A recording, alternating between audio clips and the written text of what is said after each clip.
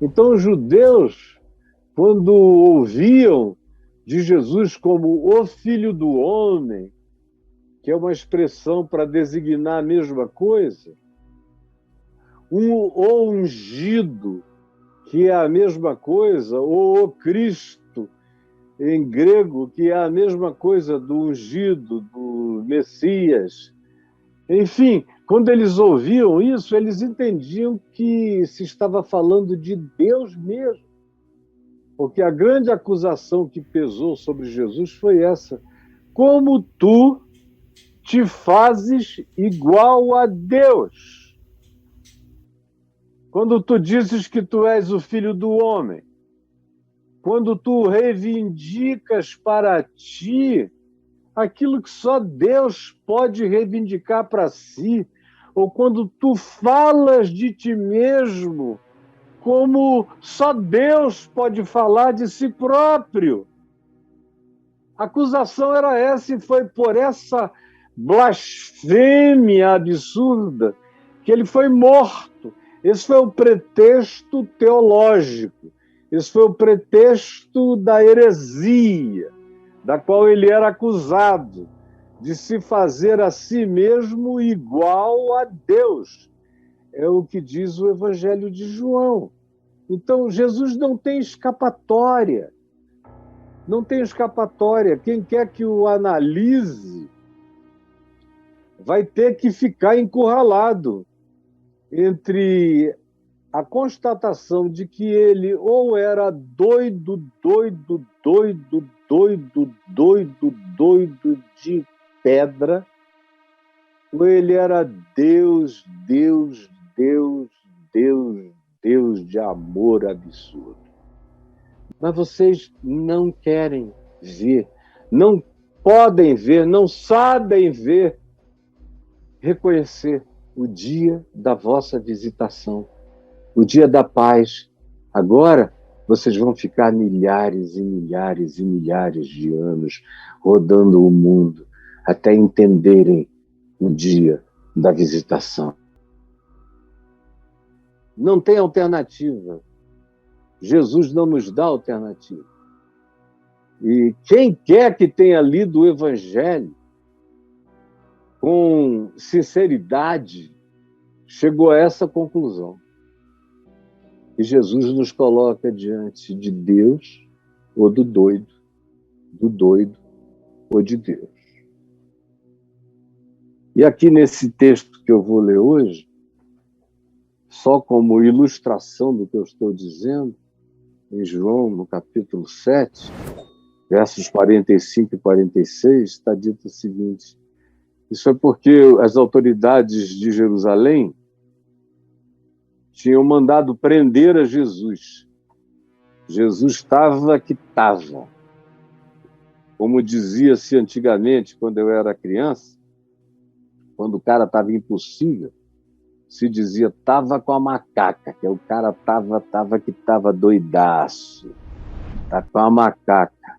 E aí os líderes, no meio da festa dos tabernáculos, de repente ouviram dizer que Jesus estava no templo, fazendo e acontecendo, e pregando, e uma multidão ouvindo, um monte de gente dizendo: meu Deus, será que é mesmo?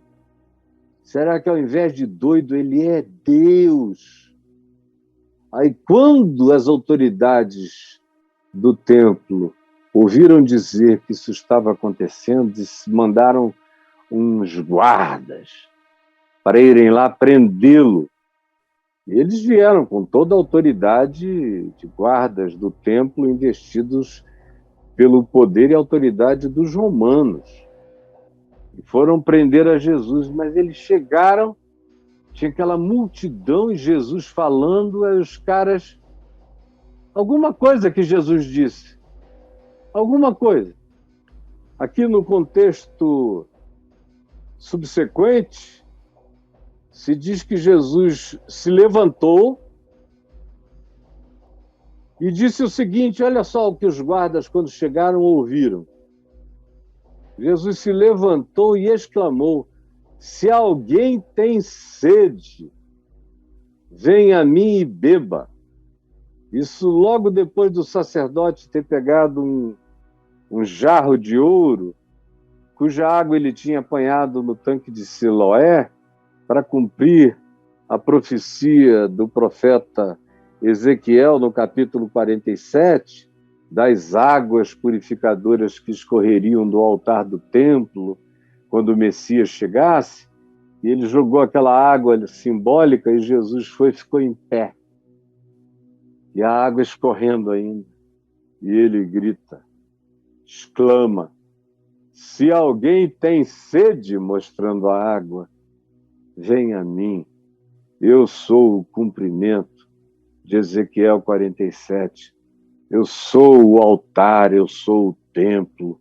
É de mim, das minhas palavras que escorrem os mananciais de água viva que podem salvar o mundo, fertilizar as infertilidades humanas e de todas as coisas.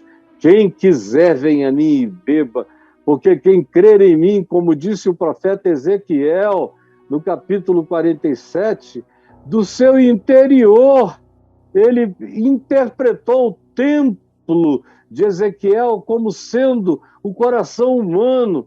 Era um templo que crescia para dentro e não para fora. Do seu interior fluirão rios de água viva. O resto é interpretação que João diz. Mas o povo que estava ali, se diz o seguinte deles no verso 40, então, os que dentre o povo tinham ouvido estas palavras, diziam, este é verdadeiramente o profeta.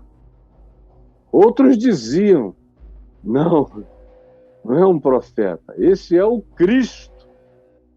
Outros, porém, perguntavam, porventura o Cristo virá da Galiléia? Já era o pessoal do preconceito. A Galiléia? Não diz a Escritura que ele é da descendência de Davi, portanto deveria ter nascido em Belém? Não fizeram nem o dever de casa, mas estavam concluindo em cima da sua própria ignorância, como a maioria faz. Aí houve uma discussão entre eles e os guardas assistindo. E alguns dentre eles queriam prendê-lo. E os guardas estavam ali para prendê-lo. Mas ninguém lhe pôs as mãos. E os guardas estavam ali para levá-lo, para sequestrá-lo e levá-lo à presença das autoridades religiosas. Então, voltaram os guardas à presença dos principais sacerdotes e fariseus, e estes lhes perguntaram, eram vários guardas, ninguém fez nada, lhes perguntaram, por que não o trouxestes? Por quê? Vocês não trouxeram o cara? O que deu? O que houve? Que covardia foi essa? Por quê? Expliquem. Aí eles responderam, porque jamais alguém falou como este homem.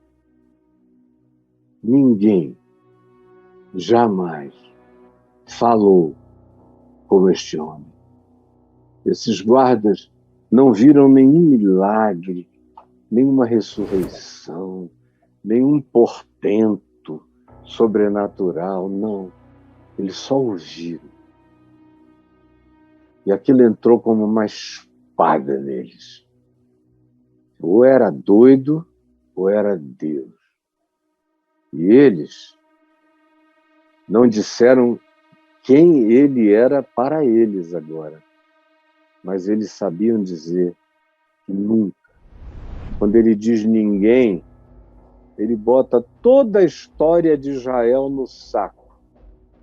Nem Abraão, nem Isaac, nem Jacó, nem Moisés, ninguém, nem juízes, nem Davi, nem os profetas, ninguém, nem João Batista, que provavelmente eles tivessem conhecido, ninguém, nem os grandes teólogos do Sinédrio, os rabinos de Israel, muitos, ninguém jamais, nunca antes, alguém falou como esse homem. E não era só o que ele dizia, era como ele dizia.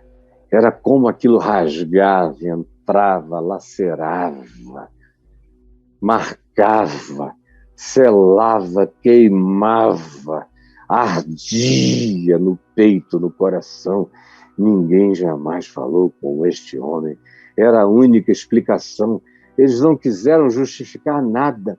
Por que que não o trouxestes? Porque ninguém jamais falou com este homem. Muita gente já me perguntou na vida: Caio, e se essa sua entrega que você fez tão novo na vida, no final você morrer e não tiver vida eterna? E aí? Aí eu digo, e aí nada. Mas por que nada?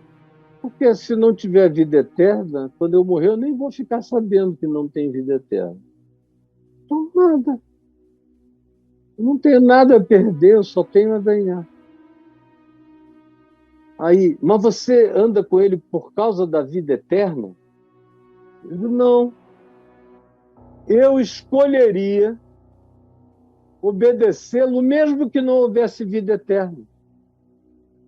É só porque ninguém consegue dar ao tempo, à existência temporal, significado e prazer de ser, e dignidade de ser, e alegria de ser, e propósito de ser, e capacidade de ser, ajudando, criando e construindo um mundo melhor.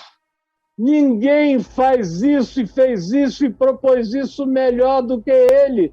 Então, mesmo que não houvesse vida eterna, eu quereria praticar esse amor. Isso faz a mulher mais feliz, o homem mais feliz, os filhos mais felizes. Perdoar sempre é vida, não julgar nunca é salvação para a própria mente. Manter a alma livre de ódio é saúde para a mente, para o corpo, para as emoções. Não buscar vingança é não perder tempo na vida com tolice, é não andar para trás, é não andar de costas, é não deixar que o passado se transforme numa âncora aprisionando a sua vida. Não jogar pérolas aos porcos é não perder tempo com quem não quer o que é bom. Obedecê-lo na sua simplicidade, orando, uma oração, mesmo que não haja vida eterna, é a oração mais orável que se pode orar. O Pai é de todos, é para sermos irmãos de todos, é para facilitarmos a vida de todos, é para melhorarmos a vida de todos, é para perdoarmos a todos, para sermos perdoados. Se não fosse por Deus, até mesmo para nos perdoarmos. Aí tem gente que me pergunta por quê. Você tem certeza absoluta, Caio? Eu digo, eu tenho, mas você não tem a minha certeza, porque eu não tenho como te demonstrar a minha certeza. Eu só fiquei sabendo que era verdade depois que eu pulei no abismo. Ele dizia e ele fazia. Eu criei, mas eu tive que me abismar no nada. E quando eu me joguei no nada, foi que eu comecei a ver. Eu comecei a voar. Meu Deus, é verdade. Está fazendo 50 anos. E agora eu digo, I believe I can fly. I believe I can touch the sky. Eu posso voar, eu posso pegar o céu. Eu entendi. Ele é Deus. É o meu Deus. É o Deus dessa vida incomparável. Ele não é o maior entre os maiores, ele não é o chefe do cristianismo, ele não fundou religião nenhuma, ele não é o pai da melhor filosofia, nada disso. Nem é o maior maluco beleza.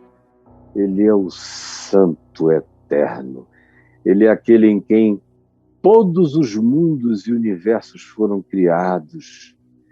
Ele existe antes da criação de toda e qualquer que tenha sido a menor e mais singular de todas as partículas. Ele é o Cordeiro, ele é aquele que se esvaziou, que morreu, é o Deus que morre para criar todas as coisas.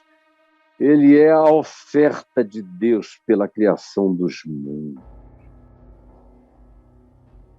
É loucura absoluta. Está para além da física, da metafísica. Tem que ser um acolhimento. É algo que acontece na viagem do coração, do interior, no templo de dentro. E aí, depois que acontece, ninguém arranca mais de ti. Ninguém. Não tem poder nem nos céus, nem na terra. Como Paulo disse, depois que ele ficou cara a cara com o Big Bang do amor de Deus. E ele diz que de trevas resplandeceu a luz. E ele viu, olhando para aquela luz, lá na estrada de Damasco, ele viu a face de Deus no rosto de Cristo. E aí ele disse: quem é que agora pode me separar disso? Nada.